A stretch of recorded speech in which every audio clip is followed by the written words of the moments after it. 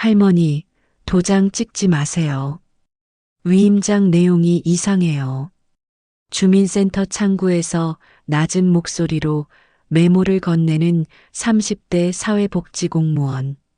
창밖엔 딸과 세사위, 그리고 낯선 재산관리사가 서성인다. 갑작스런 어지럼, 바뀐 혈압약, 등기 이전 서류. 69세 반찬가게 주인 박선옥은 본능적으로 느낀다. 오늘 잘못 서명하면 난 모든 걸 잃는다. 안녕하세요. 저는 올해 69, 박선옥이라고 합니다. 포항 죽도시장에서 12년째 반찬가게를 운영하고 있습니다. 평생 남한테 손 벌린 적 없이 성실하게 살아왔습니다. 남편이 세상을 떠난 뒤로도 빚 한 푼 지지 않고 혼자 힘으로 버텨왔습니다. 하지만 그날 주민센터에서 받은 쪽지 한 장이 모든 것을 바꿔놓았습니다. 제 전 재산 12억이 한순간에 사라질 뻔했고 그보다 더 끔찍한 건 제 집, 제 삶 전부가 위험에 처해 있었다는 사실이었습니다. 가장 믿었던 사람들이 가장 무서운 적이 될 줄은 꿈에도 몰랐습니다. 딸이 재혼한 지 6개월.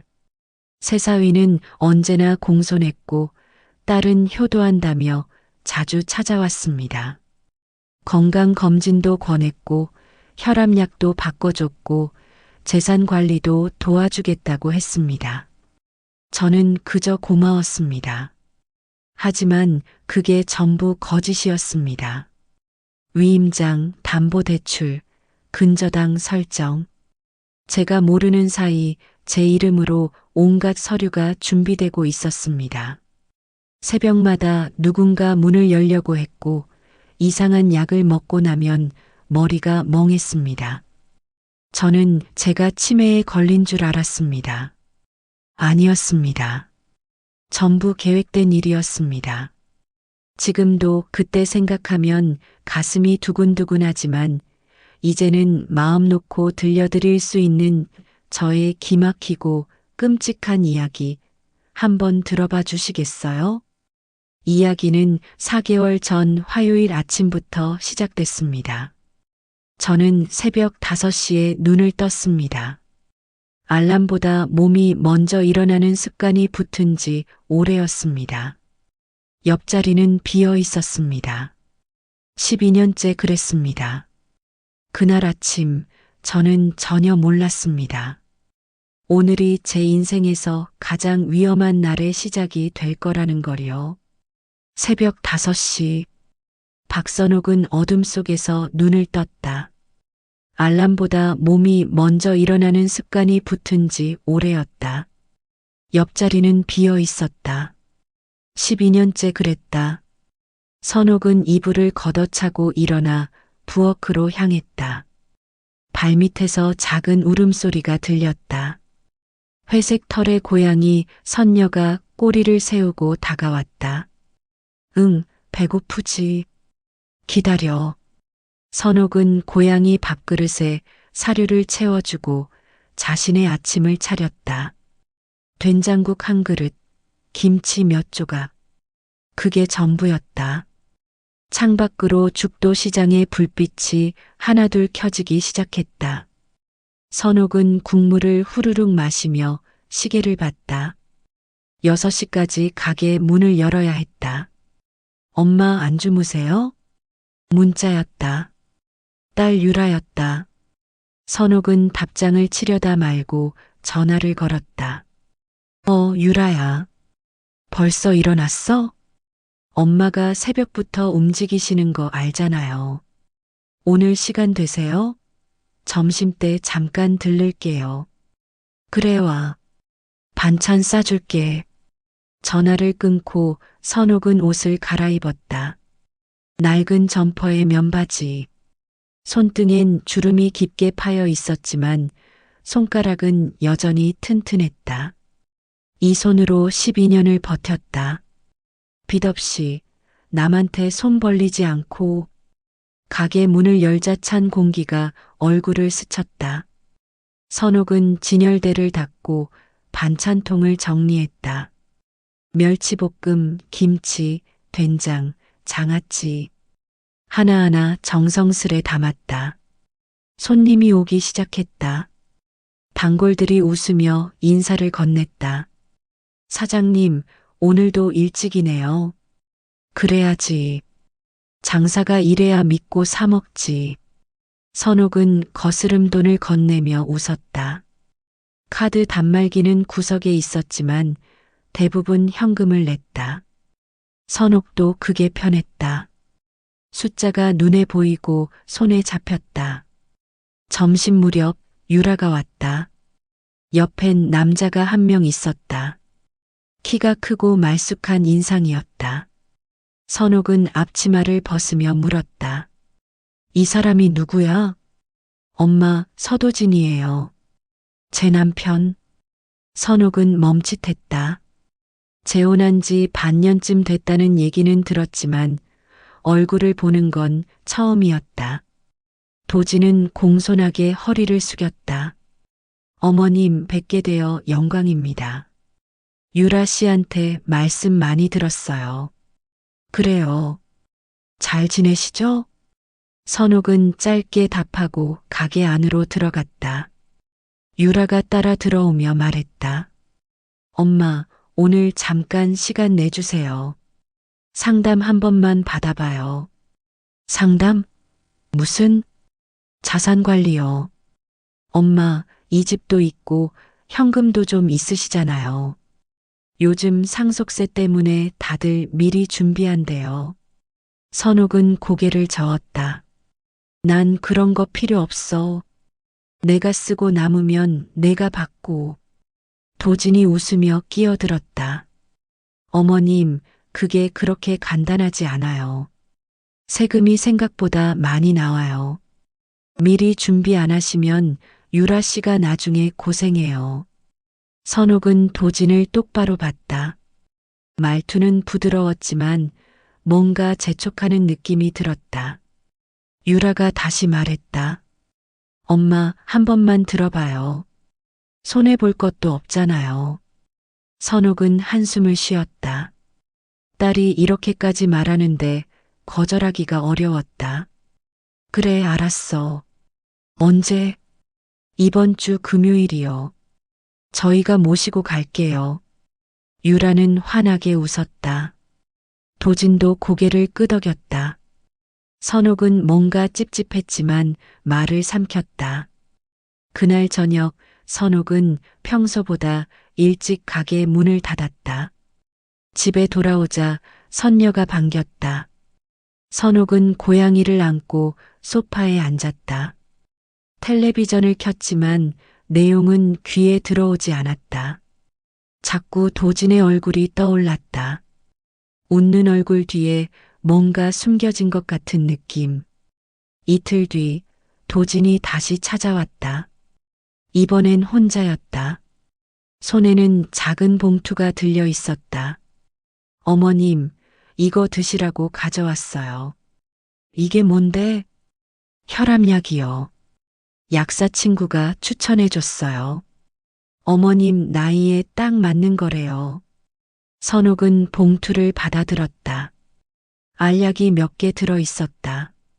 포장은 깔끔했지만 병원 처방전은 없었다. 난 지금 먹는 약이 있는데 이게 더 좋아요. 부작용도 없고 한 번만 드셔보세요. 도진은 싱글벌글 웃었다. 선옥은 봉투를 탁자 위에 올려놓았다. 거절하기엔 이미 늦었다. 도진은 가게를 둘러보며 말했다. 장사 잘 되시네요. 근데 요즘은 카드 결제 많이 하시죠? 아니, 현금이 편해. 그래도 기록은 남기셔야죠. 나중에 세금 신고할 때 필요해요. 선옥은 대답하지 않았다. 도진은 한참을 더 머물다 갔다. 선옥은 그가 나간 뒤 봉투를 다시 들여다봤다. 알약은 하얗고 작았다. 별 생각 없이 하나를 꺼내 물과 함께 삼켰다. 그날 밤 선옥은 이상하게 어지러웠다. 잠이 쏟아지는 것도 아닌데 머리가 멍했다. 선녀가 다가와 발을 비볐지만 선옥은 반응할 기력이 없었다. 그냥 눈을 감았다. 어둠이 밀려왔다. 금요일이 됐다. 유라와 도진이 차를 끌고 왔다. 선옥은 평소 입던 옷을 그대로 입고 나갔다. 차 안은 조용했다. 도진이 운전을 했고 유라는 조수석에 앉아 스마트폰을 들여다봤다. 선옥은 뒷좌석에서 창밖을 봤다. 차는 주민센터 쪽으로 향했다. 주민센터는 왜 가? 서류 좀 떼야 해요. 상담받으려면 필요하대요.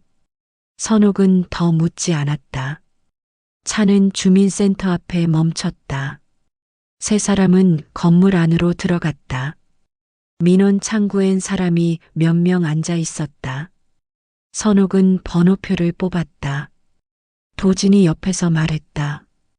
어머님, 등본이랑 가족관계 증명서, 인감증명서 다 떼셔야 해요. 그게 다 뭐야? 상담받을 때 필요한 거예요. 제가 도와드릴게요. 선옥은 고개를 끄덕였다. 번호가 불렸다. 창구 앞에 앉으니 젊은 여자 공무원이 물었다. 어떤 서류 필요하세요? 도진이 대신 대답했다. 등초본, 가족관계 증명서, 인감증명서요. 위임장도 확인 부탁드립니다. 공무원은 서류를 출력하기 시작했다. 선옥은 멍하니 앉아 있었다. 머리가 또 어지러웠다. 아침에 도진이 준 약을 먹었는데 오히려 더 이상한 것 같았다. 공무원이 서류 뭉치를 건네며 말했다. 여기 서명하시고 도장 찍으세요. 선옥은 펜을 들었다. 손이 떨렸다. 도진이 옆에서 속삭였다. 어머님, 여기요. 여기 사인하시면 돼요. 선옥이 펜을 종이에 가져가려는 순간 공무원이 작은 메모지를 건넸다. 선옥은 메모를 펼쳤다. 글씨는 작고 또렷했다. 할머니, 도장 찍지 마세요. 위임장 내용이 이상해요. 선옥은 숨이 멎었다. 공무원은 무표정하게 화면을 보고 있었다. 선옥은 고개를 들어 창밖을 봤다. 유라와 낯선 남자 한 명이 서성이고 있었다. 남자는 정장을 입고 서류 가방을 들고 있었다. 선옥은 본능적으로 느꼈다. 오늘 잘못 서명하면 모든 게 끝난다. 선옥은 펜을 든 손을 멈췄다. 메모지의 글씨가 눈앞에서 흔들렸다. 도장 찍지 마세요. 위임장 내용이 이상해요. 심장이 두근거렸다. 도진이 옆에서 다시 속삭였다. 어머님, 왜 그러세요? 여기 사인만 하시면 돼요. 선옥은 고개를 들어 공무원을 봤다. 이름표에는 이주연이라고 적혀 있었다. 주연은 여전히 무표정한 얼굴로 모니터를 바라보고 있었지만 손가락으로 서류 한 장을 가리켰다. 선옥은 그 서류를 집어들었다. 위임장이라는 제목이 보였다. 내용은 빽빽한 법률 용어로 가득했다. 이게 뭐예요? 선옥의 목소리는 떨렸다. 도진이 웃으며 대답했다. 아, 그건 형식적인 거예요. 어머님이 바쁘실 때 저희가 대신 처리할 수 있게 하는 거요. 무슨 걸 대신 처리한다는 거야? 은행 업무나 서류 같은 거요. 어머님이 일일이 다니시기 힘드시잖아요. 선옥은 서류를 다시 들여다봤다. 문장 하나하나가 어려웠다. 포괄적 대리권, 재산 처분 권한, 등기 이전 동의. 단어들이 머릿속에서 뒤엉켰다. 주연이 작은 목소리로 말했다. 할머니, 이 서류는 신중하게 보셔야 해요. 나중에 문제 생길 수 있어요. 도진이 갑자기 표정을 굳히며 주연을 봤다. 무슨 문제요? 이건 정상적인 위임장인데요. 위임 범위가 너무 넓어요. 재산 처분까지 포함돼 있잖아요. 도진의 얼굴에서 웃음이 사라졌다. 선옥은 두 사람을 번갈아 봤다. 주연은 침착하게 말을 이었다. 할머니, 이 서류에 도장 찍으시면 이분이 할머니 집도 팔 수 있어요. 할머니 허락 없이요. 선옥의 손에서 펜이 떨어졌다. 유라가 안으로 들어오며 물었다. 엄마, 왜 그래요? 아직 안 끝났어요? 유라야, 이게 무슨 서류야? 그냥 형식적인 거라니까요. 도진 오빠가 설명했잖아요. 선옥은 딸을 똑바로 봤다. 유라의 눈빛은 초조했다. 뭔가 재촉하는 느낌이 역력했다. 선옥은 서류를 탁자 위에 내려놓았다. 난 오늘 서명 안 할래. 엄마. 유라의 목소리가 높아졌다. 주변 사람들이 돌아봤다. 도진이 유라의 팔을 잡으며 말했다. 괜찮아요. 어머님이 생각할 시간이 필요하신가 봐요. 도진은 웃었지만 눈빛은 차가웠다. 선옥은 자리에서 일어났다. 다리가 후들거렸다. 주연이 서류를 정리하며 작게 말했다. 할머니, 다음에 오실 때 꼭 혼자 오세요. 아니면 믿을 수 있는 사람이랑 같이 오시고요. 선옥은 고개를 끄덕이고 밖으로 나갔다. 유라와 도진이 뒤따라왔다. 차까지 가는 동안 아무도 말하지 않았다. 선옥은 뒷좌석에 앉아 창밖을 봤다. 아까 서 있던 정장 남자는 이미 사라지고 없었다. 차 안은 무거웠다. 도진이 시동을 걸었다. 유라가 뒤를 돌아보며 말했다. 엄마, 왜 그러세요? 우리가 나쁜 짓 하는 것도 아니잖아요. 난 모르겠어. 너무 복잡해. 복잡한 게 아니라 엄마가 안 들으려고 하는 거잖아요. 선옥은 대답하지 않았다. 차는 집 앞에 멈췄다. 선옥은 황급히 내렸다. 유라가 창문을 내리며 소리쳤다. 엄마, 이러시면 나중에 후회해요. 선옥은 뒤돌아보지 않고 현관문을 열었다. 선녀가 달려와 다리에 몸을 비볐다. 선옥은 고양이를 안아 올렸다. 손이 떨렸다. 소파에 주저앉아 한참을 멍하니 앉아 있었다.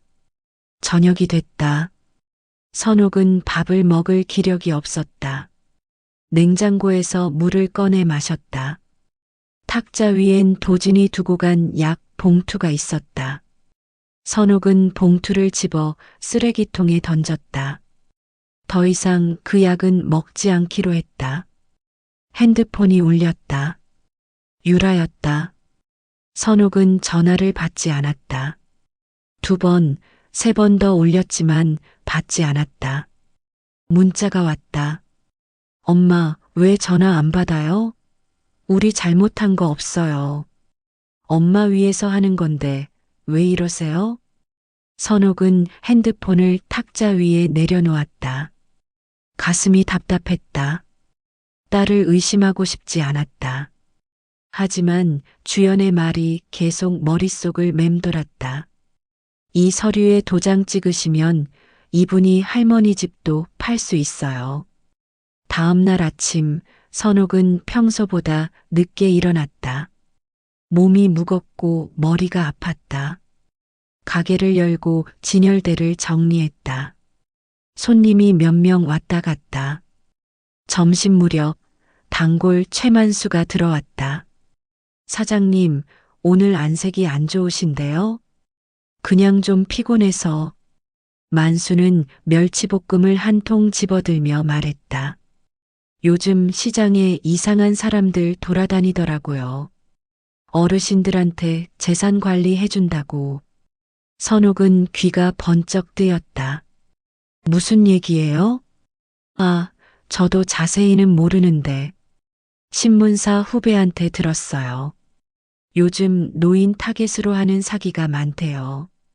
위임장 받아서 집 담보 대출 받고 도망가는 수법이래요. 선옥은 숨이 막혔다. 만수가 고개를 갸웃하며 물었다. 왜요? 혹시 아는 사람 중에? 선옥은 고개를 저었다. 말하고 싶었지만 목소리가 나오지 않았다. 만수는 돈을 내고 나갔다. 선옥은 그 자리에 서서 한참을 움직이지 못했다. 오후 내내 선옥은 마음이 복잡했다. 주연의 메모, 만수의 말, 유라의 재촉. 모든 게 뒤섞여 머릿속을 어지럽혔다. 가게 문을 닫고 집에 돌아왔을 때 현관 앞에 누군가 서 있었다. 주연이었다. 할머니, 죄송해요. 갑자기 찾아와서 무슨 일이에요? 할머니, 저 좀 도와주실 수 있어요? 할머니한테 꼭 말씀드려야 할 게 있어요. 선옥은 문을 열었다. 주연이 안으로 들어왔다. 선녀가 경계하는 눈빛으로 주연을 봤다. 주연은 가방에서 서류 몇 장을 꺼냈다. 할머니, 제가 조사를 좀 해봤어요. 할머니가 어제 받으신 서류랑 똑같은 양식이 다른 데서도 쓰였어요. 두 건 다 문제가 됐고요. 무슨 문제요? 집이 담보로 잡히고 할머니들이 쫓겨났어요. 위임장 때문에 아무것도 못하고요. 선옥의 얼굴이 창백해졌다. 주연은 조심스럽게 말을 이었다. 할머니, 저 혼자 할 수 있는 게 없어요. 근데 할머니가 도와주시면 이 사람들 잡을 수 있어요. 할머니뿐 아니라 다른 분들도 지킬 수 있고요. 선옥은 떨리는 손으로 서류를 받아들었다. 종이 위엔 낯선 이름들이 적혀 있었다. 하지만 양식은 똑같았다. 포괄적 대리권, 재산 처분 권한, 등기 이전 동의. 선옥은 천천히 고개를 끄덕였다. 제가 뭘 하면 되죠? 주연이 처음으로 미소를 지었다. 일단 절대 서명하지 마세요. 그리고 저 믿어주세요. 선옥은 주연의 눈을 봤다. 그 눈빛은 진심이었다. 이틀 뒤 선옥은 주연의 연락을 받았다. 만날 사람이 있다는 내용이었다. 선옥은 가게 문을 일찍 닫고 약속 장소로 향했다. 시장 골목 안쪽에 있는 작은 찻집이었다. 안으로 들어서자 주연과 만수가 나란히 앉아 있었다. 할머니, 여기 앉으세요. 선옥은 자리에 앉았다. 만수가 먼저 입을 열었다. 사장님, 제가 괜히 쓸데없는 말씀드린 것 같아서요. 근데 주연 씨가 연락하더라고요. 주연이 테이블 위에 파일 하나를 올려놓았다. 할머니, 최만수 씨가 예전에 신문사에서 일하셨어요. 그래서 자료 조사를 부탁드렸어요. 만수가 파일을 펼쳤다. 안에는 신문 스크랩과 출력물이 가득했다. 사장님, 이거 보세요. 작년에 2건 있었어요. 둘 다 비슷한 수법이에요. 선옥은 기사를 들여다봤다. 70대 할머니가 집을 빼앗겼다는 내용이었다. 사진 속 할머니는 주민센터 앞에서 울고 있었다. 선옥의 손이 떨렸다. 이 사람들이 어떻게 된 거예요? 집은 이미 담보대출로 넘어갔고 할머니들은 법적으로 손 쓸 방법이 없었어요. 위임장에 서명했으니까요. 만수가 다른 자료를 꺼냈다. 근데 제가 옛날 인맥을 동원해서 좀 파봤어요. 2 사건 다 같은 양식을 썼어요. 주연 씨가 보여준 것과 똑같은 거요. 선옥은 숨을 크게 들이쉬었다. 주연이 조용히 말했다. 할머니, 이 사람들은 조직적으로 움직여요. 단순한 사기가 아니에요. 표준 서류 양식이 있고 절차도 정해져 있어요. 그럼 우리가 어떻게 해요? 만수가 팔짱을 끼며 말했다. 증거가 필요해요. 저 사람들이 실제로 뭘 하려는지, 누가 배후인지 알아내야 해요. 주연이 가방에서 작은 상자를 꺼냈다. 할머니, 이거 고양이 목걸이에요. 근데 GPS가 달려 있어요. 선옥은 상자를 받아들었다. 작고 가벼운 목걸이였다. 주연이 설명을 이었다. 할머니 집에 누가 들어오는지 확인할 수 있어요. 선녀한테 이걸 채워주시면 움직임이 다 기록돼요. 집안에서 이상한 일이 생기면 우리가 알 수 있어요. 선옥은 고개를 끄덕였다. 만수가 덧붙였다. 사장님, 앞으로 조심하셔야 해요. 저 사람들이 압박할 거예요. 딸분도 이용할 가능성이 높고요. 선옥의 가슴이 아려왔다. 유라, 딸이 이 일에 얼마나 연루돼 있는지 알 수 없었다. 주연이 선옥의 손을 잡았다. 할머니, 저희가 도와드릴게요. 절대 혼자 결정하지 마세요. 선옥은 눈물이 날 것 같았지만 참았다. 세 사람은 한참 동안 자료를 보며 이야기를 나눴다. 만수는 추가 조사 계획을 정리했고 주연은 법적 절차를 설명했다. 선옥은 그저 듣고 있었다. 모든 게 낯설고 무서웠다. 집으로 돌아온 선옥은 선녀를 불렀다. 고양이가 다가오자 조심스럽게 목걸이를 채웠다. 선녀는 처음엔 불편해했지만 이내 익숙해졌다. 선옥은 고양이를 쓰다듬으며 중얼거렸다. 선녀야, 우리 조심해야 돼. 그날 밤 선옥은 잠을 이루지 못했다. 핸드폰에는 유라의 문자가 계속 왔다. 엄마, 언제까지 이러실 거예요? 도진 오빠가 서운해해요. 엄마, 우리가 잘못했으면 말해줘요. 그냥 무시만 하지 말고요. 선옥은 답장을 보내지 않았다. 대신 핸드폰을 꺼버렸다. 어둠 속에서 천장을 바라봤다. 12년 전 남편이 세상을 떠났을 때도 이렇게 무력했다. 하지만 그때는 슬픔이었다. 지금은 두려움이었다. 다음 날 아침 선옥은 가게를 열었다. 손님이 드문드문 왔다. 점심 무렵 도진이 나타났다. 선옥은 놀라 뒤로 물러섰다. 어머님, 연락이 안 돼서 직접 왔어요. 무슨 일이에요? 도진은 웃었지만 눈빛은 날카로웠다. 어머님, 왜 이러세요? 우리가 뭘 잘못했어요? 난 그 서류에 서명 안 할 거예요. 왜요? 어머님한테 손해될 거 하나도 없는데요. 선옥은 고개를 저었다. 도진의 표정이 굳어졌다. 어머님, 유라 씨 생각하세요. 나중에 상속세 때문에 얼마나 고생할지 아세요? 그건 내가 알아서 해요. 어머님이 알아서 하시면 유라 씨가 손해보는 거예요. 그래도 괜찮으세요? 선옥은 대답하지 않았다. 도진은 한참 선옥을 노려보다 돌아섰다. 문을 박차고 나가는 뒷모습이 험악했다. 선옥은 그 자리에 주저앉았다. 손이 떨렸다. 저녁이 되자 주연한테서 전화가 왔다. 할머니, 괜찮으세요? 응, 괜찮아요. GPS 확인했어요. 오늘 낮에 누가 할머니 가게 앞에 1시간 넘게 있었더라고요. 선옥은 소름이 돋았다. 도진이 떠난 뒤에도 누군가 지켜보고 있었다는 뜻이었다. 할머니, 집 대문 비밀번호 바꾸세요. 그리고 혼자 있지 마시고요. 알았어요. 전화를 끊고 선옥은 현관으로 갔다. 비밀번호를 바꾸려는데 손이 떨려서 제대로 누르지 못했다. 몇 번을 시도한 끝에 겨우 바꿨다.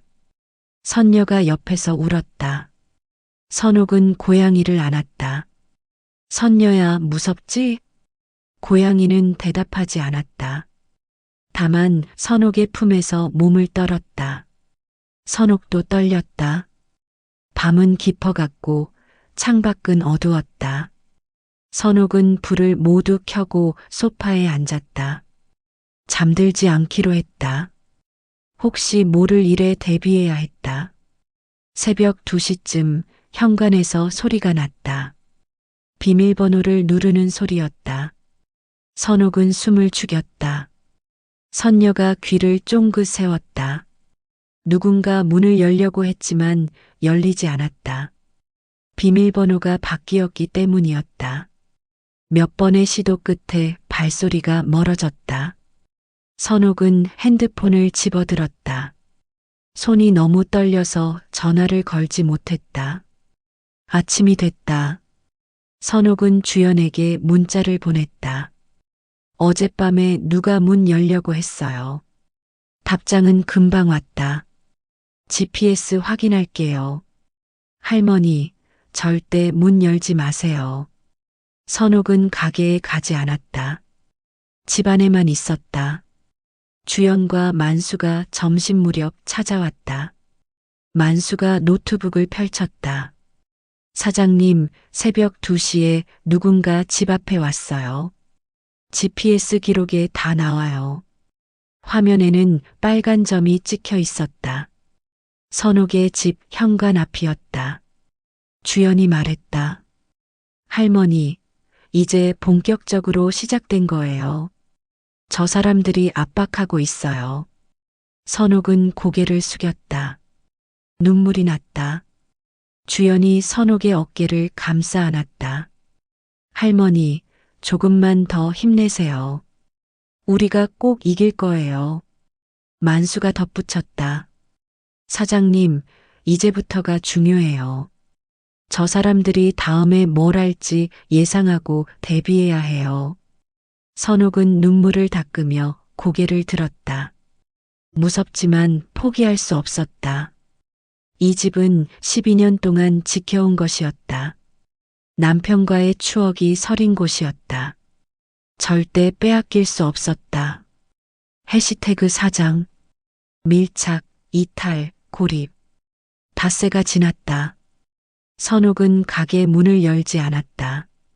단골들이 전화를 걸어왔지만 받지 않았다. 집안에만 있었다. 선녀는 하루 종일 선옥 곁을 떠나지 않았다. 창밖으로 지나가는 사람들의 발소리가 들릴 때마다 선옥은 움찔했다. 유라의 전화는 계속 왔다. 문자도 쌓여갔다. 엄마, 이러지 마세요. 우리 만나서 얘기해요. 엄마, 가게도 안 여시고 전화도 안 받으시면 어떡해요. 엄마, 제발이요. 선옥은 답장을 보내지 않았다. 딸의 목소리를 들으면 마음이 흔들릴 것 같았다. 주연은 매일 문자로 안부를 물었다. 만수도 가끔 들러서 반찬을 두고 갔다. 선옥은 그들에게 고마웠지만 두려움은 사라지지 않았다. 어느 날 오후 초인종이 울렸다. 선옥은 인터폰 화면을 봤다. 도진이었다. 옆엔 유라가 서 있었다. 선옥은 숨을 죽였다. 도진이 카메라를 향해 웃으며 말했다. 어머님, 저예요. 문 좀 열어주세요. 선옥은 대답하지 않았다. 도진이 다시 말했다. 어머님, 우리 얘기 좀 해요. 오해 푸시고요. 유라가 카메라 앞으로 다가왔다. 엄마, 저예요. 유라, 제발 문 열어줘요. 선옥의 가슴이 저렸다. 딸의 목소리는 애원하는 것 같았다. 하지만 선옥은 문을 열지 않았다. 한참 뒤 두 사람은 돌아갔다. 선옥은 그 자리에 주저앉아 울었다. 선녀가 다가와 얼굴을 비볐지만 선옥의 눈물은 멈추지 않았다. 그날 저녁 주연한테서 전화가 왔다. 할머니, 오늘 딸분이 오셨죠? 어떻게 알았어요? GPS로 봤어요. 1시간 정도 있다 가셨더라고요. 선옥은 한숨을 쉬었다. 문 안 열었어요. 잘하셨어요. 할머니, 조금만 더 버티세요. 언제까지요? 주연은 잠시 침묵했다. 곧이에요. 저희가 준비 중이에요. 전화를 끊고 선옥은 창밖을 봤다. 하늘은 어두웠고 거리는 고요했다. 선옥은 혼자였다. 이틀 뒤 또 다른 일이 생겼다. 아침 일찍 택배가 왔다. 선옥은 조심스럽게 문을 열었다. 상자 하나가 놓여 있었다. 발신인은 적혀 있지 않았다. 선옥은 상자를 들고 안으로 들어왔다. 뜯어보니 약 봉투가 몇 개 들어 있었다. 그리고 편지 한 장이 있었다. 어머님, 건강 챙기세요. 이 약은 혈압에 좋습니다. 도진올림. 선옥은 편지를 구겨서 쓰레기통에 던졌다. 약도 모두 버렸다. 이제는 확신했다. 그 약은 정상적인 게 아니었다. 선옥은 주연에게 사진을 찍어 보냈다. 답장은 금방 왔다. 할머니, 그거 절대 드시지 마세요. 성분 분석 맡길게요. 선옥은 안도의 숨을 쉬었다. 하지만 곧 또 다른 두려움이 밀려왔다. 도진은 어떻게 집 주소를 알았을까? 현관 비밀번호도 알려고 했고, 이젠 택배까지 보냈다. 선옥은 더 이상 안전하지 않았다. 그날 밤 선옥은 또 잠들지 못했다. 새벽 1시쯤 선녀가 갑자기 일어나 현관 쪽을 봤다. 귀를 쫑긋 세우고 낮게 울었다. 선옥도 귀를 기울였다. 밖에서 발소리가 들렸다. 누군가 천천히 걷고 있었다. 선옥은 숨을 죽였다. 발소리는 현관 앞에서 멈췄다. 그리고 다시 멀어졌다. 선옥은 핸드폰을 들었다. 손이 떨려서 화면을 제대로 누르지 못했다. 주연에게 문자를 보냈다. 또 왔어요. 답장은 없었다. 밤이었으니 당연했다. 선옥은 불을 켜고 소파에 앉았다. 아침까지 기다리기로 했다. 해가 뜨자 주연한테서 전화가 왔다. 할머니, 새벽에 또 누가 왔어요. GPS 기록 확인했어요. 누구예요? 아직 정확히는 모르겠어요. 근데 같은 사람인 것 같아요. 패턴이 똑같아요. 선옥은 두려웠다. 집 안에 있어도 안전하지 않았다. 주연이 말했다. 할머니, 이제 우리가 움직여야 해요. 가만히 있으면 저 사람들이 계속 압박할 거예요. 뭘 어떻게 해요? 할머니, 곧 자선바자회가 열려요. 거기 윤상우라는 사람이 후원사로 나와요. 윤상우가 누구예요? 도진 씨 뒤에 있는 사람이에요. 이 조직의 총책이에요. 할머니, 그 자리에서 우리가 저 사람을 끌어내릴 거예요. 선옥은 숨을 삼켰다. 제가 뭘 하면 돼요? 질문만 하시면 돼요. 할머니가 직접 물어보는 거예요. 왜 제 집에 근저당 서류가 올라가 있냐고요. 선옥의 심장이 두근거렸다. 공개석상에서 그런 질문을 한다는 게 두렵기도 했지만 동시에 희망도 느껴졌다. 주연이 덧붙였다. 할머니, 우리가 준비 다 해놨어요. 할머니는 그냥 용기만 내시면 돼요. 선옥은 고개를 끄덕였다. 전화를 끊고 창밖을 봤다. 하늘은 맑았다. 오랜만에 햇빛이 따뜻했다. 그날 오후 만수가 찾아왔다. 손에는 작은 상자가 들려 있었다. 사장님, 이거 브로치예요. 근데 카메라랑 마이크가 달려 있어요. 이걸 어디에 써요? 바자회 갈 때 옷에 달고 가세요. 그럼 현장에서 하시는 말이 다 녹음돼요. 영상도 찍히고요. 선옥은 브로치를 받아들었다. 작고 예쁜 꽃 모양이었다. 만수가 설명을 이었다. 사장님, 그날은 제가 같이 갈게요. 주연 씨도 갈 거고요. 우리가 다 도와드릴 거예요. 선옥은 눈물이 날 것 같았다. 이 사람들은 자신을 위해 이렇게 많은 것을 준비해줬다. 선옥은 고개를 숙여 인사했다. 고맙습니다. 별 말씀을요. 우리가 해야 할 일이에요. 만수는 웃으며 자리에서 일어났다. 선옥은 브로치를 들고 한참을 바라봤다. 작지만 강한 무기 같았다. 바자회는 사흘 뒤였다. 선옥은 그동안 집안에서 연습했다. 질문 한 문장을 수십 번 되뇌었다. 왜 제 등기부에 근저당 사전 서류가 올라가 있나요? 목소리가 떨렸다. 처음엔 작고 불안했다. 하지만 반복할수록 목소리는 단단해졌다. 선녀가 옆에서 지켜봤다. 선옥은 고양이를 쓰다듬으며 중얼거렸다. 선녀야, 엄마가 해낼 수 있을까? 고양이는 눈을 가늘게 뜨고 가르랑거렸다. 선옥은 그게 대답인 것처럼 느껴졌다. 바자회 전날 밤 유라한테서 전화가 왔다. 선옥은 받았다. 엄마, 유라야. 엄마, 우리 만나요. 제발이요. 선옥은 침묵했다. 유라의 목소리는 울먹이고 있었다. 엄마, 제가 뭘 잘못했어요? 말해줘요. 제가 고칠게요. 유라야, 넌 잘못한 거 없어. 그럼 왜 이러세요? 왜 저를 피해요? 선옥은 눈을 감았다. 대답하고 싶었지만 할 수 없었다. 유라가 계속 말했다.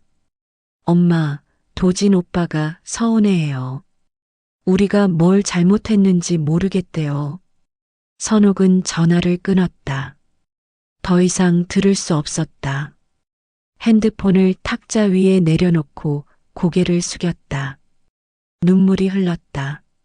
하지만 이번엔 두려움의 눈물이 아니었다. 결심의 눈물이었다. 내일이면 모든 게 끝날 것이다. 선옥은 브로치를 꺼내 들었다. 작은 꽃이 손 안에서 빛났다. 바자회 당일 아침, 선옥은 평소보다 일찍 일어났다. 잠을 거의 자지 못했다. 거울 앞에 서서 옷을 갈아입었다. 깨끗한 블라우스에 검은색 바지. 평소엔 입지 않던 옷이었다. 선옥은 브로치를 옷깃에 조심스럽게 달았다. 작은 꽃이 가슴팍에서 반짝였다. 선녀가 발밑을 맴돌았다. 선옥은 고양이를 안아 올렸다. 선녀야, 엄마 다녀올게. 걱정하지 마.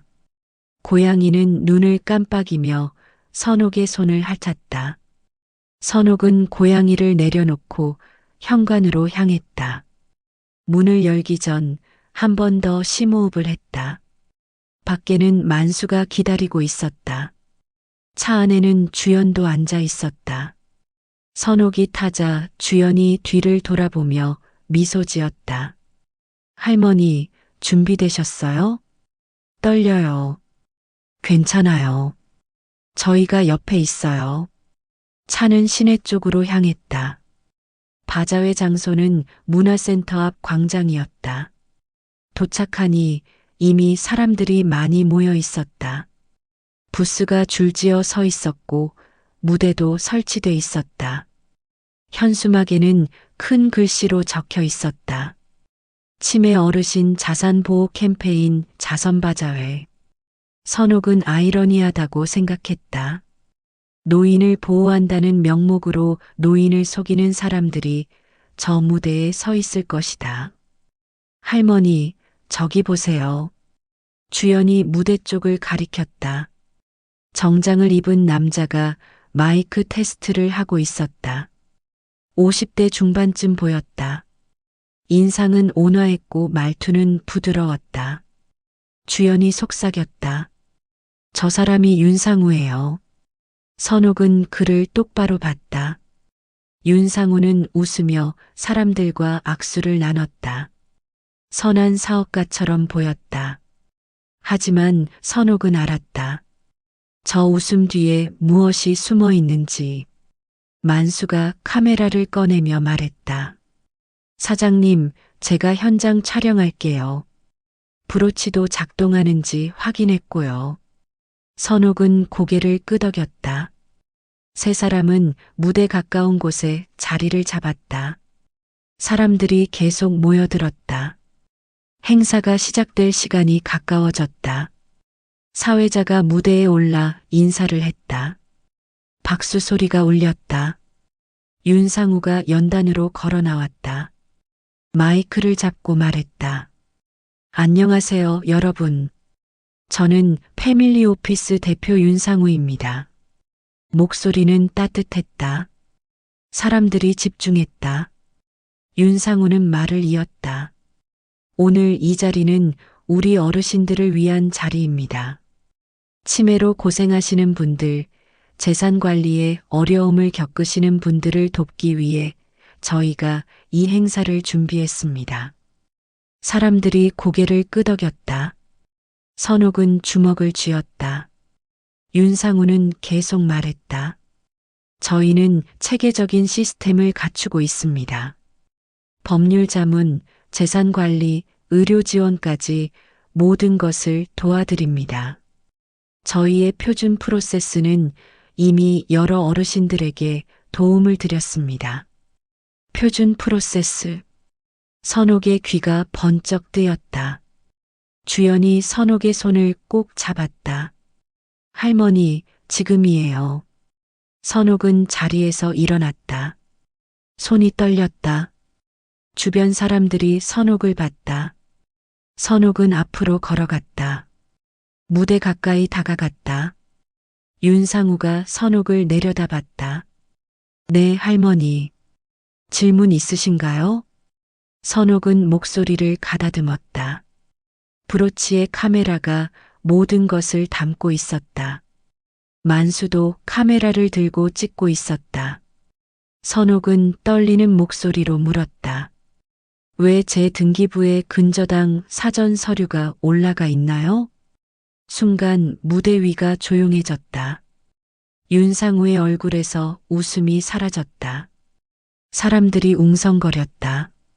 선옥은 다시 말했다. 전 서명한 적 없어요. 근데 제 집에 담보 서류가 올라가 있어요. 왜 그런 거죠? 윤상우는 당황한 표정을 감추려 애썼다. 마이크를 들고 말했다. 할머니, 그건 아마 오해이실 거예요. 저희는 정당한 절차를 거쳐서. 정당한 절차요? 제가 동의하지 않았는데 어떻게 정당해요? 사람들의 시선이 모두 무대로 쏠렸다. 주연이 옆에서 큰 소리로 말했다. 저는 주민센터 공무원입니다. 이 할머니가 가져오신 위임장을 봤어요. 포괄적 대리 권한에 재산 처분까지 포함돼 있었어요. 이건 명백히 문제가 있는 서류예요. 윤상우의 얼굴이 굳었다. 사회자가 당황하며 개입하려 했지만 만수가 앞으로 나섰다. 저는 기자입니다. 작년에도 똑같은 사건이 2건 있었어요. 모두 이 회사의 표준 서류 양식을 사용했고요. 윤 대표님, 표준 프로세스라고 하셨죠? 그게 뭔가요? 노인들 재산 빼앗는 매뉴얼인가요? 사람들이 술렁이기 시작했다. 윤상우는 손을 저으며 말했다. 아니, 그게 아니라 저희는 합법적으로. 선옥이 다시 물었다. 그럼 왜 제 사위가 제 집에 몰래 들어왔어요? 새벽에 왜 문을 열려고 했어요? 윤상우는 말문이 막혔다. 주연이 서류 뭉치를 꺼냈다. 여기 GPS 기록 있어요. 할머니 집 앞에 새벽마다 누가 왔어요. 그리고 이 서류는 할머니 사위 핸드폰에서 발견된 대리 신청 가이드 링크예요. 조직적으로 움직인 증거예요. 사람들이 웅성거리는 소리가 커졌다. 누군가 휴대폰으로 촬영하기 시작했다. 생중계되는 화면에 댓글이 쏟아졌다. 윤상우는 무대에서 내려가려 했지만 사람들이 길을 막았다. 설명하세요. 이게 무슨 일이에요? 목소리들이 터져 나왔다. 만수가 다시 말했다. 윤 대표님, 표준 프로세스 자랑하셨잖아요. 몇 명이나 이런 식으로 당했어요? 윤상우는 답하지 못했다. 얼굴이 창백해졌다. 주연이 경찰에게 전화를 걸었다. 선옥은 그 자리에 서서 윤상우를 봤다. 더 이상 무섭지 않았다. 사람들 사이에서 누군가 소리쳤다. 저 사람 도망가요. 무대 뒤편에서 도진이 뛰쳐나갔다. 만수가 재빨리 뒤를 쫓았다. 사람들도 따라갔다. 도진은 광장 가장자리까지 달렸지만 결국 붙잡혔다. 경찰차 사이렌 소리가 가까워졌다. 선옥은 주저앉았다. 다리에 힘이 풀렸다. 주연이 다가와 선옥을 부축했다. 할머니, 해내셨어요. 선옥은 울었다. 이번엔 안도의 눈물이었다. 주변 사람들이 박수를 쳤다. 선옥은 고개를 들어 하늘을 봤다. 맑았다. 경찰이 도착했다. 윤상우와 도진이 연행됐다. 선옥은 진술서를 작성했다. 주연과 만수가 준비한 증거들이 모두 제출됐다. GPS 기록, 서류 양식, 약 성분 분석 결과, 대리 신청 가이드 링크, 모든 것이 명백한 증거였다. 1시간쯤 지나서 선옥은 집으로 돌아갔다. 현관문을 열자 선녀가 달려왔다. 선옥은 고양이를 안았다. 선녀야, 끝났어. 이제 괜찮아. 고양이는 선옥의 얼굴을 핥았다. 선옥은 소파에 앉아 한참을 고양이를 쓰다듬었다. 핸드폰이 울렸다. 유라였다. 선옥은 잠시 망설이다 받았다. 엄마. 유라의 목소리는 떨렸다. 울고 있는 것 같았다. 엄마, 미안해요. 정말 몰랐어요. 선옥은 눈을 감았다. 딸도 피해자였다. 도진에게 속았고 이용당했다. 유라야, 괜찮아. 엄마, 제가 잘못했어요. 엄마 말 들을걸. 이제 됐어. 넌 잘못 없어. 전화를 끊고 선옥은 창밖을 봤다. 저녁 노을이 붉게 물들고 있었다. 선옥은 처음으로 평화로움을 느꼈다. 긴 싸움이 끝났다. 사흘이 지났다. 선옥은 경찰서를 오가며 추가 진술을 했다. 윤상우와 도진은 구속됐다. 수사는 빠르게 진행됐다. 과거 피해자 2명도 다시 조사를 받기 시작했다. 주연과 만수가 제공한 자료들이 결정적이었다. 하지만 윤상우는 쉽게 무너지지 않았다. 변호사를 선임하고 모든 혐의를 부인했다. 도진도 마찬가지였다. 둘 다 합법적인 절차를 밟았다고 주장했다. 위임장은 정당하게 받은 것이고 서류도 문제 없다고 우겼다. 주연이 선옥에게 전화했다. 할머니, 저 사람들이 버티고 있어요. 추가 증거가 필요해요. 뭘 더 해야 해요? 약 성분 분석 결과가 나왔어요. 할머니가 받으신 약에 수면제 성분이랑 진정제가 섞여 있었어요. 이건 명백히 고의예요. 선옥은 소름이 돋았다. 자신도 모르게 그런 약을 먹었다는 게 끔찍했다. 그럼 이제 어떻게 해요? 할머니, 한 가지 더 확인해야 할 게 있어요. 할머니 가게 일지 있으시죠? 네, 있어요. 그거 좀 보내주실 수 있어요? 카드 결제 기록이 필요해요. 선옥은 가게로 갔다. 오랜만에 문을 열었다. 먼지가 쌓여 있었다. 진열대를 닫고 장부를 꺼냈다. 카드 결제 내역이 빼곡히 적혀 있었다. 선옥은 사진을 찍어 주연에게 보냈다. 1시간 뒤 주연한테서 전화가 왔다. 할머니 찾았어요. 도진 씨가 할머니 가게에서 카드 결제한 날짜랑 시간이 있어요. 그날 도진 씨는 다른 곳에 있었다고 알리바이를 댔는데 거짓말이에요. 선옥은 숨을 삼켰다. 그럼 이제 끝난 건가요? 거의 다 왔어요. 할머니, 조금만 더 힘내세요. 전화를 끊고 선옥은 가게 안을 둘러봤다. 12년 동안 지켜온 이곳. 이 작은 공간이 결국 증거가 됐다. 선옥은 장부를 꼭 껴안았다. 며칠 뒤 검찰이 윤상우의 사무실을 압수수색했다. 거기서 나온 자료는 충격적이었다. 표준 작업 지침서가 발견됐다. 노인을 타겟으로 하는 단계별 매뉴얼이었다. 실내 구축, 약물 투여, 위임장 취득, 담보대출, 재산 처분. 모든 과정이 세세하게 적혀 있었다. 만수가 선옥에게 자료 일부를 보여줬다. 사장님, 이거 보세요.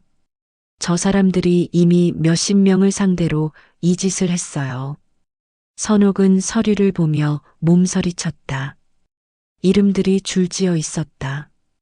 나이는 대부분 60대에서 70대였다. 재산 규모도 적혀 있었다. 선옥의 이름도 그 목록에 있었다. 이 사람들은 다 어떻게 됐어요? 일부는 이미 집을 잃었고, 일부는 요양원에 들어갔어요. 가족들도 모르는 사이예요. 선옥은 눈물이 났다. 자신만 피해자가 아니었다. 수십 명이 같은 방식으로 당했다. 이 사람들 다시 찾을 수 있어요? 만수가 고개를 끄덕였다. 경찰이 연락하고 있어요. 사장님 덕분에 이 사람들도 구제받을 수 있어요. 선옥은 가슴이 벅찼다. 자신이 용기를 냈던 게 다른 사람들에게도 도움이 됐다. 그날 저녁 유라가 찾아왔다. 선옥은 문을 열어줬다. 유라는 초췌한 얼굴로 들어왔다. 눈은 퉁퉁 부어 있었다. 엄마. 유라는 선옥 앞에 무릎을 꿇었다. 엄마, 정말 미안해요. 제가 엄마를 이렇게 만들었어요. 선옥은 딸을 일으켜 세웠다. 유라야, 내 잘못 아니야. 아니에요. 제가 도진 오빠 말만 듣고 엄마 말은 안 들었어요. 제가 바보였어요. 유라는 울었다. 선옥도 눈물이 났다. 모녀는 한참을 안고 울었다. 선녀가 두 사람 곁으로 다가와 다리를 비볐다. 엄마, 앞으로는 제가 잘할게요. 엄마 말씀 잘 들을게요. 선옥은 딸의 머리를 쓰다듬었다. 유라야, 효도가 뭔지 이제 알겠니? 네, 엄마. 효도는 엄마 돈 관리하는 게 아니라 엄마 말씀 듣는 거예요. 선옥은 웃었다. 딸이 깨달은 것만으로도 충분했다. 일주일 뒤 재판이 열렸다. 선옥은 증인으로 출석했다. 법정 안은 사람들로 가득했다. 피해자 가족들도 많이 왔다. 윤상우와 도진은 피고석에 앉아 있었다. 둘 다 고개를 숙이고 있었다. 검사가 증거를 제시했다. 표준 작업 지침서, 위임장 양식, 약 성분 분석 결과, GPS 기록, 카드 결제 내역. 모든 것이 빈틈없이 준비돼 있었다. 변호인은 반박했지만 소용없었다. 선옥이 증인석에 섰다. 판사가 물었다. 증인, 피고인들이 어떤 방식으로 접근했습니까? 선옥은 천천히 말했다. 처음엔 효도라고 했어요. 저를 걱정한다고 했어요. 근데 그건 다 거짓말이었어요. 제 재산이 목적이었어요.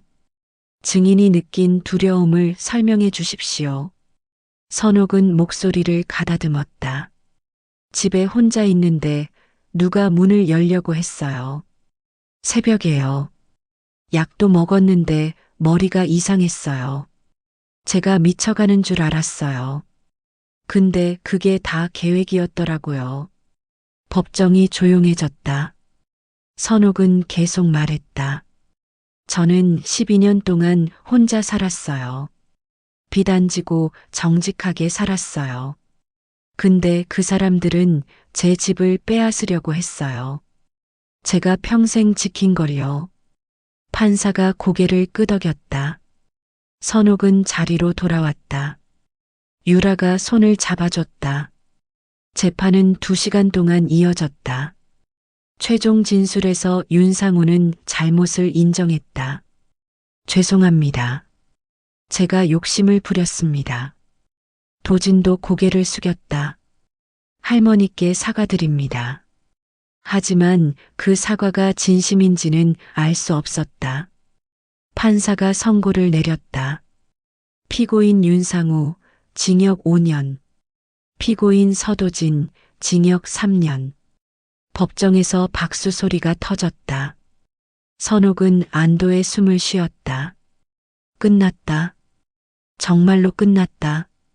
법정을 나오자 주연과 만수가 기다리고 있었다. 선옥은 두 사람에게 인사했다. 정말 고마워요. 두 분 없었으면 못했을 거예요. 주연이 웃으며 말했다. 할머니가 용기 내셨잖아요. 저희는 도와드린 것뿐이에요. 만수도 덧붙였다. 사장님, 이제 마음 편히 사세요. 더 이상 두려워하지 마시고요. 선옥은 고개를 끄덕였다. 세 사람은 함께 밖으로 나왔다. 햇살이 따뜻했다. 그날 밤 선옥은 집에서 유라와 함께 저녁을 먹었다. 간단한 식사였지만 오랜만에 편안했다. 유라가 말했다. 엄마, 제가 반찬 만들어 드릴게요. 앞으로 자주 올게요. 그래, 자주 와. 식사를 마치고 유라는 집으로 돌아갔다. 선옥은 선녀를 안고 소파에 앉았다. 텔레비전을 켰다. 뉴스에서 윤상우 사건을 다루고 있었다. 선옥의 얼굴도 모자이크 처리돼 나왔다. 앵커가 말했다. 이번 사건은 노인 대상 조직적 사기의 심각성을 보여줍니다. 피해자가 용기를 내지 않았다면 더 많은 사람이 피해를 입었을 것입니다. 선옥은 텔레비전을 껐다. 더 이상 볼 필요가 없었다. 선녀가 무릎 위에서 가르랑거렸다. 선옥은 고양이를 쓰다듬으며 중얼거렸다. 선녀야, 이제 우리 평화롭게 살자. 창밖으로 별이 빛나고 있었다. 선옥은 오랜만에 편안한 마음으로 잠자리에 들었다. 일주일이 지났다.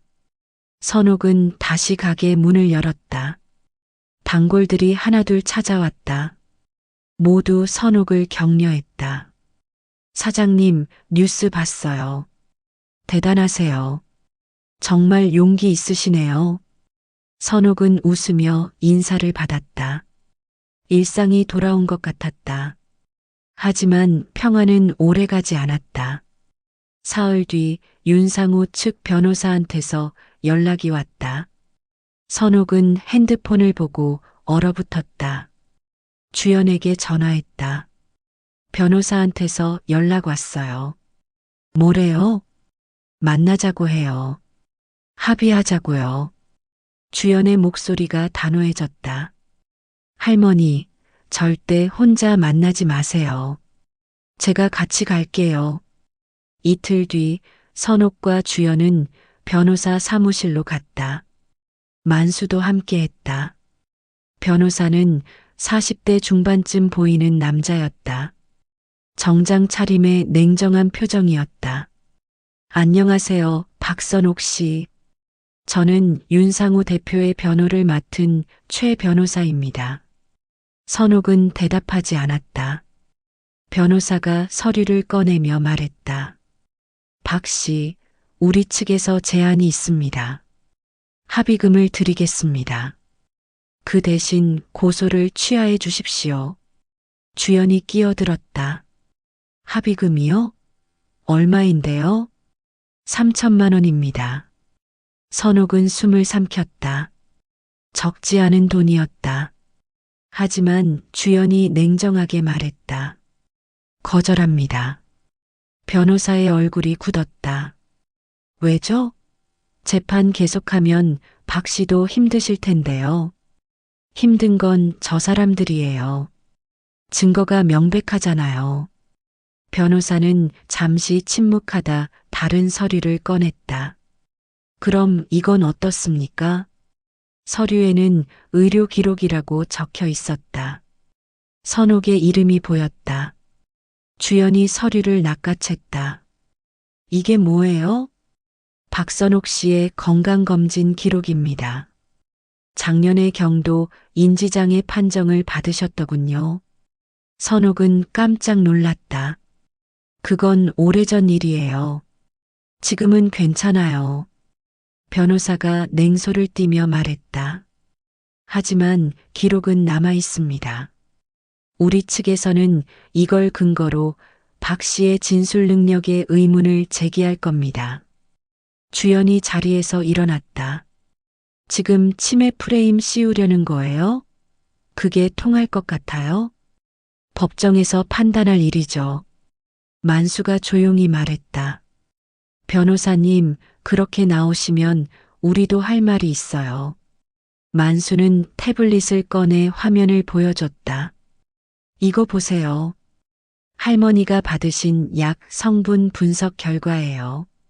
수면제랑 진정제가 섞여 있어요. 이건 명백한 증거예요. 변호사의 표정이 흔들렸다. 만수는 계속 화면을 넘겼다. 그리고 이건 GPS 기록이에요. 도진 씨가 새벽에 할머니 집 앞에 온 기록이 5번이에요. 무단 출입 시도죠. 주연도 서류를 꺼냈다.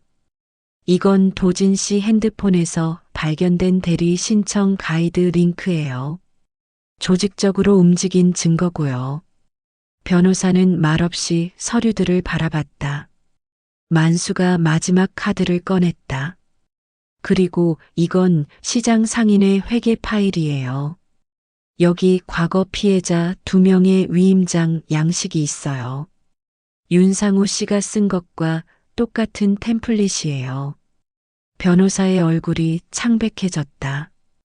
주연이 단호하게 말했다. 변호사님, 치매 프레임 씌우려고 하셨죠? 근데 우리 증거는 이렇게 많아요. 법정 가면 누가 이길 것 같아요? 변호사는 대답하지 못했다.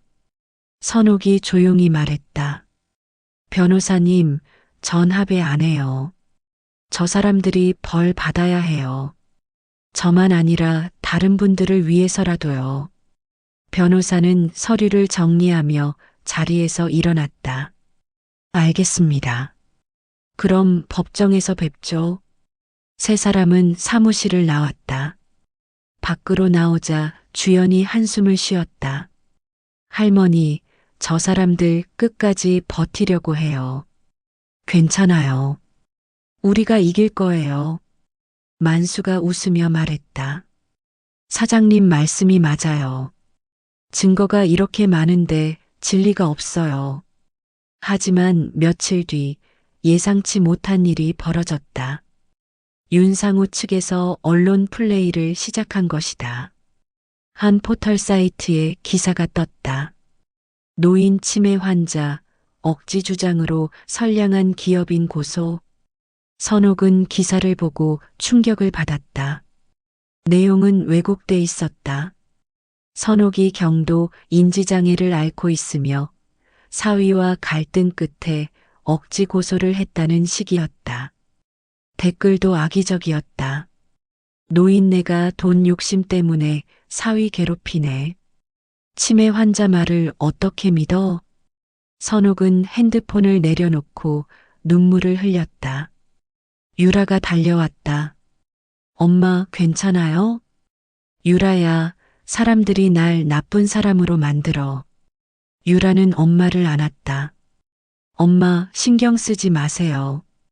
진실은 밝혀질 거예요. 주연한테서 전화가 왔다. 할머니, 기사 봤어요. 저희가 반박 자료 준비할게요. 어떻게요? 자선바자회 때 촬영한 영상 있잖아요. 그거 공개할게요. 다음 날 만수가 영상을 편집해서 온라인에 올렸다. 바자회 현장에서 선옥이 윤상우에게 질문하는 장면, 윤상우가 당황하는 모습, 도진이 도망가는 장면, 모든 것이 담겨 있었다. 영상 제목은 이렇게 달았다. 이것이 진실입니다. 노인을 노린 조직적 사기의 실체. 영상은 빠르게 퍼졌다. 조회수가 치솟았다. 댓글도 바뀌기 시작했다. 이게 무슨 일이야? 할머니가 피해자잖아. 저 윤상우 인간 쓰레기네. 언론 플레이로 피해자 공격하려 했구나. 주연이 추가 자료도 공개했다. 약 성분 분석 결과, GPS 기록, 위임장 양식 비교표, 모든 증거가 온라인에 올라갔다. 여론은 완전히 뒤집혔다. 이틀 뒤 윤상우 측 변호사한테서 다시 연락이 왔다. 이번엔 목소리가 달랐다. 박선옥 씨, 우리 측에서 사과하고 싶습니다. 무슨 사과요? 언론 플레이는 저희 실수였습니다. 윤 대표가 직접 사과하고 싶다고 합니다. 선옥은 코웃음 쳤다. 이제 와서요? 이미 늦었어요. 박 씨, 제발 한 번만 기회를 주십시오. 선옥은 전화를 끊었다. 더 이상 들을 필요가 없었다. 일주일 뒤 추가 재판이 열렸다. 이번엔 검사가 새로운 증거를 제시했다. 윤상우의 회사 계좌 내역이었다. 피해자들한테서 빼앗은 돈이 수십억 원에 달했다. 법정이 술렁였다. 판사가 윤상우를 향해 물었다. 피고인, 이 돈을 어디에 썼습니까? 윤상우는 고개를 숙이고 대답하지 못했다. 판사가 다시 물었다. 피고인, 피해자들에게 할 말이 있습니까? 윤상우가 천천히 고개를 들었다. 눈에는 눈물이 고여 있었다. 죄송합니다. 제가 욕심을 부렸습니다. 피해자분들께 진심으로 사과드립니다. 하지만 그 눈물이 진심인지는 알 수 없었다. 선옥은 무표정하게 그를 바라봤다. 유라가 손을 꼭 잡아줬다. 재판은 2시간 만에 끝났다. 판사가 최종 판결을 내렸다. 피고인 윤상우, 징역 7년으로 형을 가중한다. 피고인 서도진, 징역 5년으로 형을 가중한다. 법정에서 박수 소리가 터졌다. 선옥은 눈을 감았다. 드디어 끝났다. 정말로 끝났다. 법정을 나오자 기자들이 몰려들었다. 선옥은 카메라 앞에 섰다. 떨리는 목소리로 말했다. 저는 그냥 평범한 사람이에요. 근데 용기를 냈어요. 여러분도 이상한 일 있으면 참지 마세요. 도움을 요청하세요. 기자들이 질문을 쏟아냈지만 선옥은 더 이상 대답하지 않았다. 주연과 만수가 선옥을 에스코트했다. 세 사람은 조용히 법원을 빠져나왔다. 차 안에서 선옥은 한숨을 쉬었다. 이제 정말 끝났네요. 주연이 웃으며 말했다. 할머니, 고생 많으셨어요. 만수도 덧붙였다. 사장님, 이제 편히 사세요.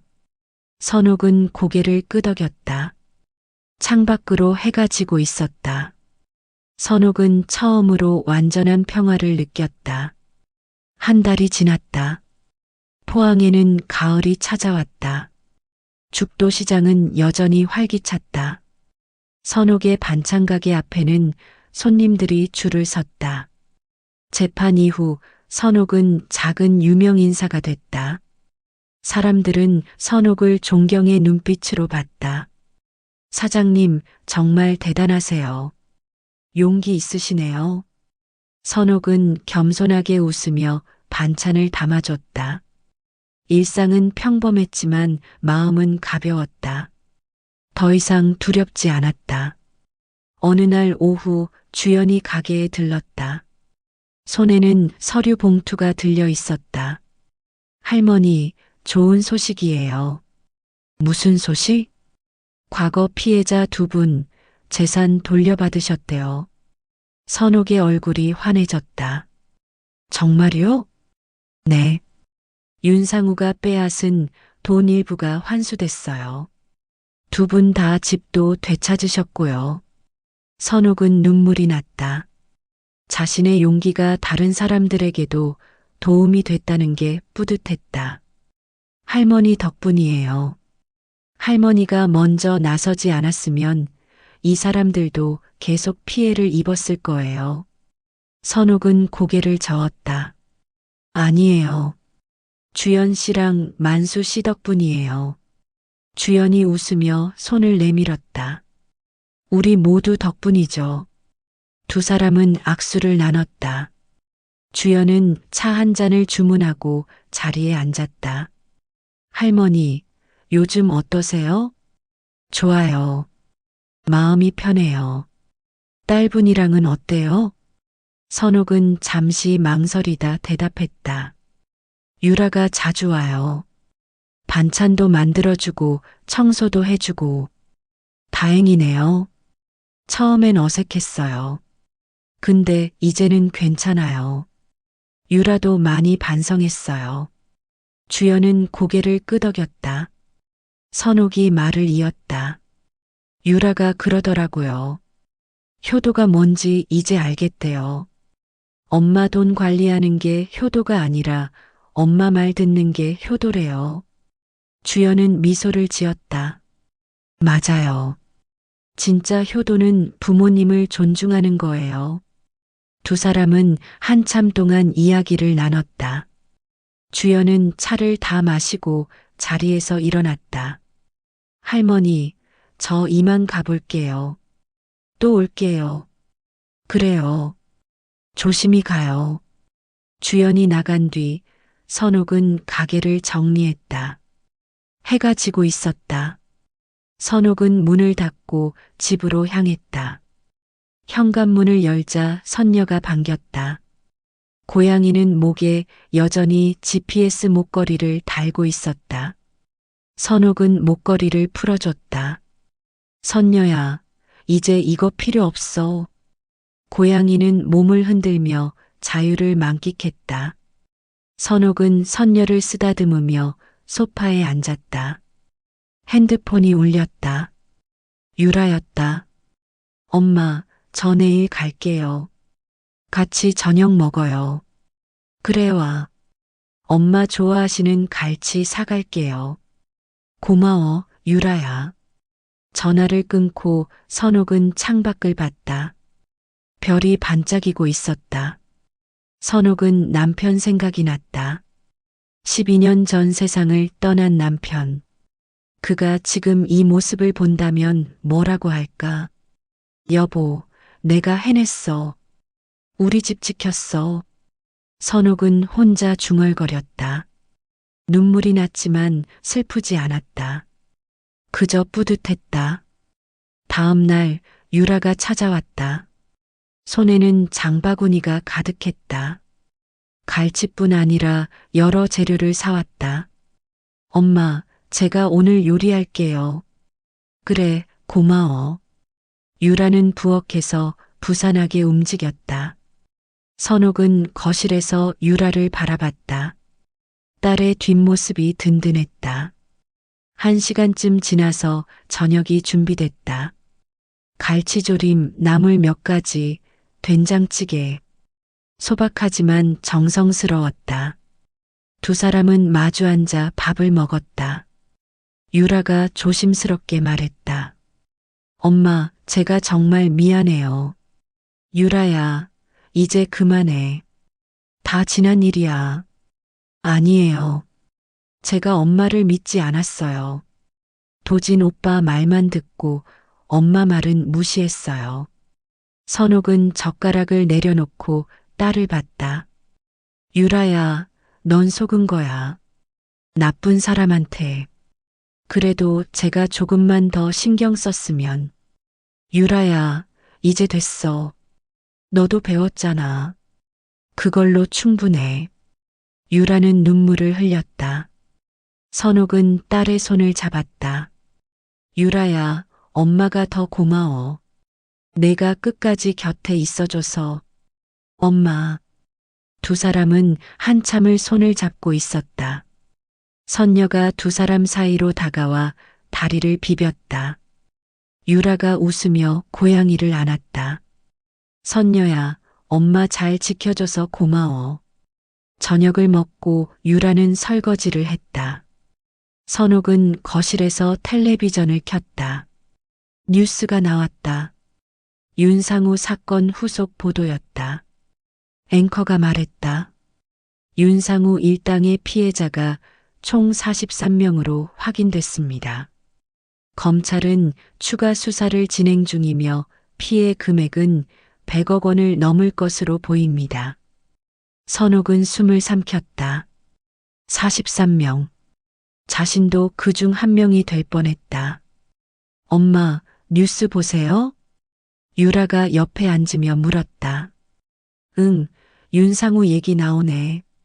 엄마가 용기 안 내셨으면 저 사람들 계속 그랬을 거예요. 선옥은 고개를 끄덕였다. 화면에는 피해자 인터뷰가 나왔다. 70대 할머니가 울먹이며 말했다. 박선옥 씨 덕분에 저도 집을 되찾았어요. 정말 고맙습니다. 선옥은 가슴이 뭉클했다. 유라가 엄마의 어깨를 감싸 안았다. 엄마, 자랑스러워요. 선옥은 딸을 꼭 안았다. 두 사람은 한참을 그렇게 있었다. 며칠 뒤 만수가 가게에 들렀다. 손에는 신문이 들려 있었다. 사장님, 이거 보세요.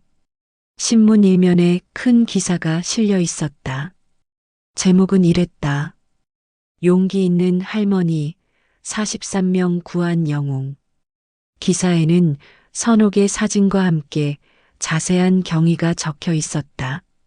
선옥은 기사를 읽으며 얼굴이 붉어졌다. 이렇게까지 써야 했나? 만수가 웃으며 말했다. 사장님, 이 정도는 쓸만해요. 사장님이 정말 대단한 일 하신 거예요. 선옥은 신문을 접었다. 만수 씨, 그동안 고마웠어요. 별 말씀을요. 제가 할 일을 한 거죠. 만수는 멸치볶음 한 통을 집어들었다. 사장님, 이거 주세요. 가져가세요. 돈은 됐고. 그럼 안 되죠. 만수는 돈을 내고 나갔다. 선옥은 그의 뒷모습을 보며 웃었다. 가을이 깊어갔다. 시장은 여전히 붐볐고 선옥의 가게도 장사가 잘 됐다. 어느 날 저녁 선옥은 가게 문을 닫고 집으로 향했다. 길을 걷다 주민센터 앞을 지나게 됐다. 선옥은 잠시 멈춰 섰다. 그날이 생각났다. 주연이 건넨 작은 메모. 할머니, 도장 찍지 마세요. 위임장 내용이 이상해요. 그 메모가 모든 것을 바꿨다. 선옥은 주민센터 안으로 들어갔다. 주연이 창구에 앉아 민원인을 응대하고 있었다. 선옥은 기다렸다가 주연에게 다가갔다. 주연 씨. 주연이 고개를 들더니 환하게 웃었다. 할머니, 어쩐 일이세요? 그냥 지나가다가 인사하러 왔어요. 잠깐만 기다리세요. 주연은 잠시 자리를 비우고 도시락 2개를 들고 돌아왔다. 할머니, 이거 받으세요. 이게 뭐예요? 할머니가 만드신 반찬으로 제가 도시락 쌌어요. 하나는 할머니 드시고 하나는 만수 씨 주세요. 선옥은 도시락을 받아들었다. 눈물이 날 것 같았다. 주연 씨, 정말 고마워요. 주연 씨 아니었으면 전 어떻게 됐을지. 할머니, 괜찮아요. 저도 할머니한테 많이 배웠어요. 뭘 배웠어요? 용기요. 할머니가 포기하지 않으신 거 보고 저도 힘이 났어요. 선옥은 주연의 손을 잡았다. 주연 씨, 건강하게 잘 지내요. 할머니도요. 2사람은 악수를 나누고 헤어졌다. 선옥은 도시락을 들고 집으로 향했다. 하늘에는 별이 가득했다. 집에 도착하자 선녀가 반겼다. 선옥은 도시락을 식탁에 올려놓고 고양이를 안았다. 선녀야, 우리 잘 살았지? 고양이는 가르랑거렸다. 선옥은 창밖을 봤다. 시장의 불빛이 반짝이고 있었다. 선옥은 혼자 중얼거렸다. 도장은 삶을 대신한다. 서명 전에 내 목소리를 먼저 확인하자. 그 말은 선옥이 평생 간직할 교훈이었다. 선옥은 도시락을 열었다. 따뜻한 밥과 반찬이 정성스레 담겨 있었다. 선옥은 젓가락을 들고 천천히 밥을 먹었다. 맛있었다. 밤은 깊어갔다. 선옥은 식사를 마치고 소파에 앉았다. 선녀가 무릎 위로 올라왔다. 선옥은 고양이를 쓰다듬으며 눈을 감았다. 마음은 편안했고 미래는 밝았다. 그날 밤 선옥은 오랜만에 깊은 잠에 빠졌다. 꿈속에서 남편이 나타났다. 남편은 웃고 있었다. 여보, 잘했어. 정말 잘했어. 선옥도 웃었다. 꿈에서조차 행복했다. 다음 날 아침 선옥은 평소보다 늦게 일어났다. 햇살이 방 안을 가득 채웠다. 선옥은 창문을 열었다. 신선한 공기가 들어왔다. 새로운 하루가 시작됐다. 선옥은 가게로 향했다. 거리는 활기찼다. 사람들이 오가며 인사를 건넸다. 선옥도 웃으며 답했다. 가게 문을 열고 진열대를 정리했다. 반찬통을 하나하나 닦았다. 일상은 평범했지만 소중했다. 점심 무렵 단골 할머니 한 분이 찾아왔다. 사장님, 뉴스 봤어요. 대단하시더라고요. 아니에요. 그냥 제가 할 일 한 거예요. 사장님 덕분에 저도 조심하게 됐어요.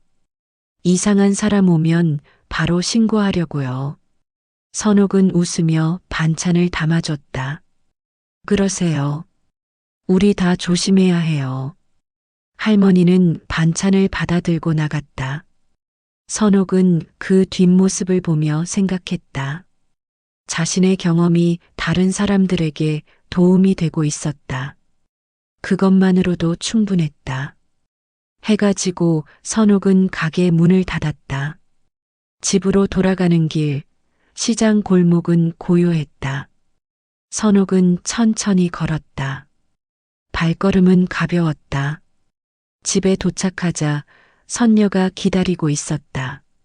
선옥은 고양이를 안고 소파에 앉았다. 텔레비전을 켰다. 드라마가 나왔다. 선옥은 편안하게 시청했다. 밤이 깊어갔다. 선옥은 잠자리에 들기 전 창밖을 봤다. 별이 빛나고 있었다. 선옥은 작은 소망을 빌었다. 앞으로도 평화롭게 살 수 있기를. 그리고 눈을 감았다. 내일도 좋은 하루가 될 것이다. 선옥은 그렇게 믿었다. 그 믿음은 틀리지 않았다.